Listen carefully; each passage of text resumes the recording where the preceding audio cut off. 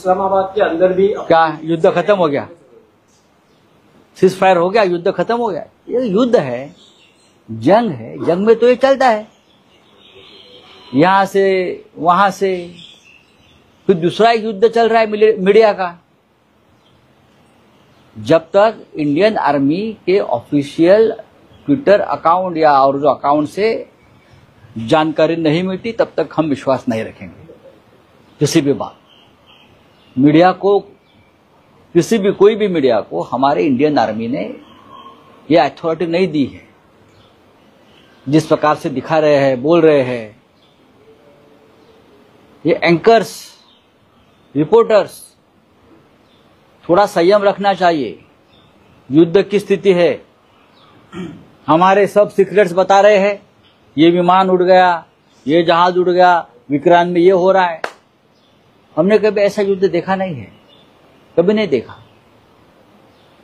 1971 में हम भी थे, हमने देखा है, रिपोर्टिंग देखा है। हम हमेशा वॉर रिपोर्टिंग पढ़ते भी आए, देखते भी आए। इस प्रकार से खतरनाक रिपोर्टिंग, जैसे यही जाके युद्ध कर रहे हैं, ऐसा चलता है क्या भाई? सरकार ने उनको कंट्रोल करना चाहिए। ये प्रोपेगेंडा जो हो रहा है सरकार का इस मामले में, उससे हमारा सेना का मनोबल गिरेगा। पूरा विश्व हम पर हंस रहा है। ऐसा नहीं होता है। जो रिटायर्ड आर्मी मैन है, हम उनसे बात करते बोलते ऐसा कैसा है, क्या चल रहा है? और हमारे आर्मी वाले रिटायर भी जाकर टीवी पर बोल रहे हैं, एक्सपर्ट कमेंट्री क्रिकेट जैसी चल रही है। थोड़ा सा नेवी है, आर्मी है, एयरफोर्स है, उनकी प्रतिष्ठा रखनी चाहिए। युद्ध, जंग वो लोग कर रहे हैं, हम नहीं कर रहे। हमको उनको सिर्फ सपोर्ट करना है, वो हम नहीं कर रहे। हम और ही कुछ कर रहे हैं। हम युद्ध का उत्सव मना रहे हैं। भाई थोड़ा ठहरिए, युद्ध युद्ध जैसा लड़ने दो। अब हमने कुछ बताया कि कराची पर बॉम्ब हमला किया है, अब पाकिस्तान ने वहां का वीडियो सामने लाया है। किया भी होगा तो हमारी आर्मी बताएंगी कि हमने ये किया है। हमारे डिफेंस मिनिस्टर बताएंगे, हमारे डिफेंस सेक्रेटरी बताएंगे, डिफेंस के प्रवक्ता बताएंगे, मीडिया नहीं बताएंगी। जिस तरह से प्रेस नोट आ रहे हैं पीआईबी से और मैं प्रेस नोट पर विश्वास रखता हूं, ऑफिशियल प्रेस नोट पर। बाकी तो कहा है कि हाँ हुआ है तो हम भी देख रहे थे, लेकिन जिस तरह से माहौल बना रहे हैं युद्ध का अलग से, लोगों में डर है ना, लोग डरते। आप जम्मू कश्मीर, जैसलमेर, जोधपुर या कच्छ, वहां के लोगों की हालत देखिए, वो किस माहौल में जी रहे। मुंबई, दिल्ली, हाँ कलकत्ता, उनको कोई डर नहीं है ना, इसलिए हम लोग ये कर रहे हैं। आप पुंछ और राजौरी में जाकर देखिए, 15 लोग मर गए हैं, बच्चे मर गए हैं। जम्मू में पूरा ब्लैकआउट था, उनके ऊपर ड्रोन गिरने वाले थे, नाकाम कर दिए। जोधपुर में, जैसलमेर में या कच्छ में वहां के नागरिकों को खतरा है। वो जिस प्रकार से युद्ध से सामना कर रहे हैं, उनके तरफ देखो, फिर यहां उत्सव मनाओ। देश की बड़ी आबादी युद्ध की छाया में है और हम लोग यहां बैठकर उत्सव मना रहे हैं। ठीक है राव साहब, कल जो सर्वदलीय बैठक हुई, आप भी अपनी पार्टी की तरफ से वहां मौजूद थे। आपने जिस तरह से मिलिट्री का सपोर्ट किया है, सरकार को भी समर्थन किया है इस पूरे युद्ध के माहौल में, तो देखिए युद्ध के माहौल में सरकार को समर्थन करना ही चाहिए। भारतीय सेना को पूरी तरह से समर्थन देना चाहिए, क्योंकि जंग के मैदान पर हम नहीं है, या सरकार, प्रधानमंत्री नहीं है। हमारी सेना है, हमारी नेवी है, एयरफोर्स है, आर्मी है, तो उनको तो समर्थन देना ही चाहिए। लोग शहीद हो रहे हैं, दिनेश यादव शहीद हो गया, तो उनके लिए तो पूरा देश समर्थन में खड़ा रहना चाहिए। यह हमारी जिम्मेदारी है, यही हमारा राष्ट्रीय कर्तव्य है। हेच मराठी हवं आहे की काल रात्री ज्या प्रकारे पाकिस्तानचे ड्रोन जम्मू काश्मीरमध्ये आले, अनेक ठिकाणी हल्ला करण्याचा प्रयत्न केला, पण भारतीय सेनेनेही प्रत्युत्तर दिलेलं आहे. हे सगळे ड्रोन भारतीय सेना, बघा माझं एक स्पष्ट मत आहे, 1971 पेक्षा जे युद्ध आम्ही जे पाहिलंय त्यापेक्षा आताचा पाकिस्तान कमजोर आहे. आमच्या हल्ल्यापुढे पाकिस्तान उभंच राहू शकत नाही, एवढी आपली तयारी आहे आपल्या सैन्याची. आपलं सैन्य पूर्णपणे प्रोफेशनल आहे, चैनबाज नाही, अय्याश नाही. पाकिस्तानसारखं पाकिस्तानचं सैन्य हे चैनबाज, अय्याश आणि सत्तेला हपापलेलं आहे. त्याच्यामुळे अनेकदा पाकिस्तानमध्ये लष्कर क्रांती करत आणि सत्ता ताब्यात घेत.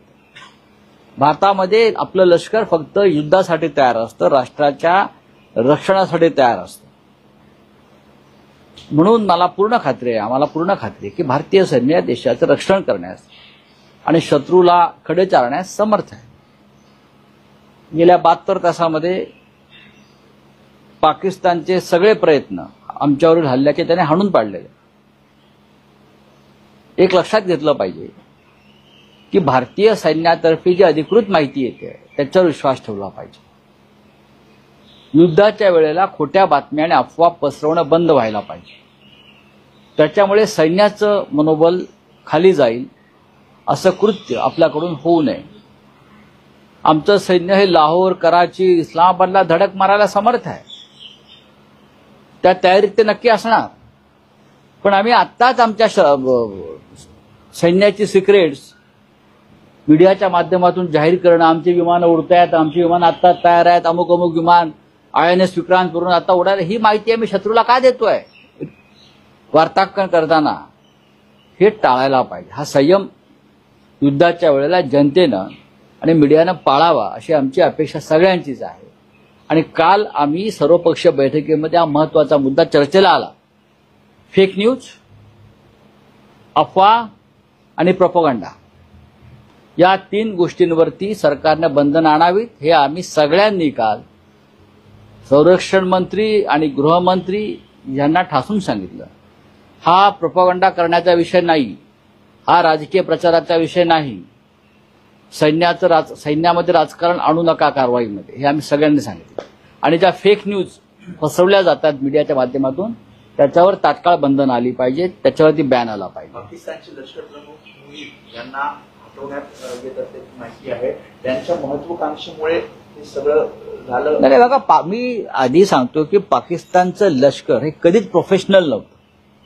त्यांना योग्य ट्रेनिंग नाही, त्यांच्यामध्ये लढण्याची क्षमता नाही, त्यांना राजकारणामध्ये सगळ्यात जास्त रस असतो. ते भ्रष्टाचारी आहेत, ते व्यभिचारी आहेत. ज्या देशाचं सैन्य तुरुंगामध्ये देशाच्या माजी पंतप्रधानावरती बलात्कार करतं, इम्रान खानवर, मी माजी पंतप्रधान, त्याच्यावर ज्या सैन्याचे अधिकारी बलात्कार करतात त्या सैन्याकडून तुम्ही काय अपेक्षा करताय? ही त्यांचे कॅरेक्टर आहे त्या सैन्याचं. अय्याशी, व्यभिचारी, चैनबाजी, भ्रष्टाचार, ते आमच्याशी लढू शकत नाही. त्यामुळे आमच्या सैन्याकडे नीतिमत्ता, संयम आणि शौर्य या 3 गोष्टी आहेत. राऊतसाहेब, आंतरराष्ट्रीय स्तरावरही पाकिस्तानला एकटं पाडलं गेल्याची ही स्थिती आहे. अनेक राष्ट्र ही भारताच्या बाजूने, चीन वगळता आज पाकिस्तान बरोबर तसं कोणी दिसत नाही. चांगली गोष्ट आहे. आणि चीन सुद्धा भारताबरोबर, भारताच्या विरोधामध्ये ठामपणे उभं राहील असं चित्र मला या क्षणी दिसत नाही आम्हाला. कारण चीननं जी युद्धसामग्री पाकिस्तानला पुरवली, विमानं, ती आपण पाडली ना. F-16 किंवा 17 विमानं ती चीननं दिली पाकिस्तानला. ती पाकिस्तानात वरून उडण्याच्या आधीच आम्ही पाडलेली आहे. तर चीनची आम्हाला आता भीती वाटत नाही. या युद्धामुळे चीनचं सुद्धा मनोबल खाली जाईल. ओके, महाराष्ट्रातला विषय आहे. सर्वपक्षीय बैठकीमध्ये 100 दहशतवादी मारले गेले अशी काही माहिती संरक्षण मंत्र्यांनी दिली का, किंवा त्यांनी काय सांगितलं? नक्कीच. संरक्षण मंत्री राजनाथ सिंग यांनी सांगितलं की जो पहिला हल्ला झाला त्याच्यामध्ये 100च्या वर दहशतवादी मारले गेले. अजून खरं असेसमेंट यायचं आहे, कदाचित हा आकडा जास्त असेल असं त्यांचं म्हणणं आहे. आणि त्याच्यावरती विश्वास ठेवायला पाहिजे, कारण आपण ते प्रत्यक्ष पाहिलेलं आहे. 100च्या वर अतिरेकी मारले गेल्याची माहिती देशाच्या संरक्षण मंत्र्यांनी दिलेली आहे. आणि जर राजनाथ सिंग सांगतात तेव्हा त्याच्यावरती विश्वास ठेवला पाहिजे. दुसरं कोणी सांगितलं असतं तर आम्ही विश्वास ठेवला नसता. महाराष्ट्रातला विषय आहे. शरद पवार यांनी काल ऑफ रेकॉर्ड गप्पांमध्ये असं म्हटलंय की भविष्यात 2 राष्ट्रवादी काँग्रेस एकत्र आल्या तर आश्चर्य वाटायला नको. सध्या मी कुठल्याही निर्णय प्रक्रियेत नसतो. हा जो निर्णय आहे तो मी माझ्या पक्षाच्या युवा पिढीवर नव्या पिढीने विचार केला पाहिजे. यावा एकत्र यायचं निर्णय सुप्रिया सुळेंनी घ्यावा असं त्यांचं म्हणणं. सुप्रिया सुळे काल माझ्याबरोबर होत्या दिल्लीत आणि आम्ही या विषयावर चर्चा केली थोडी. त्यांच्या बोलण्यातून मला असं काही जाणवलं नाही की ते अशा प्रकारचा काही निर्णय घेण्याच्या मनस्थितीमध्ये आहेत.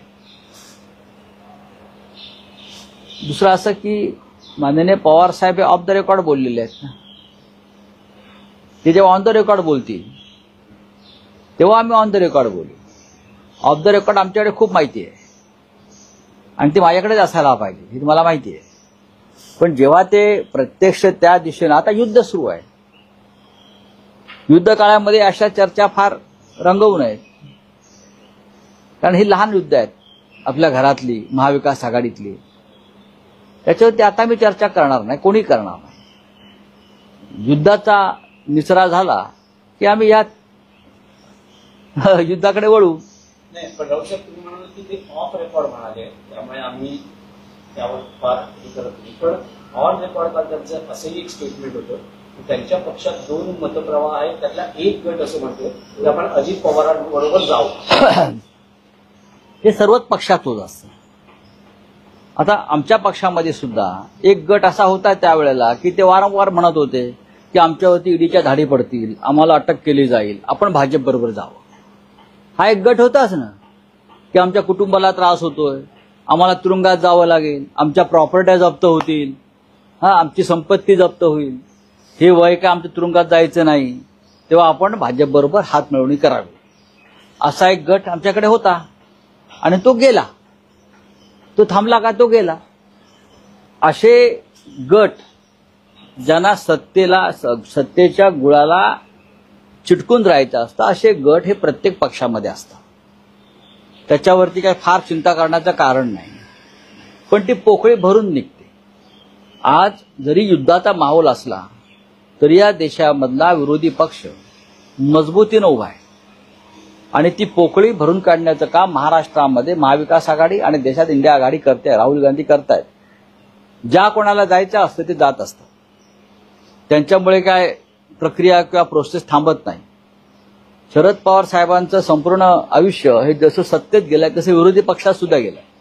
लोकशाहीमध्ये विरोधी पक्षाला काय स्थान आहे, काय ताकद आहे हे त्यांना माहिती आहे. गेले 10 वर्ष शरद पवार विरोधी पक्षामध्ये आहेत. तरी त्यांचा जो मान सन्मान इथे आहे तो महत्वाचा आहे.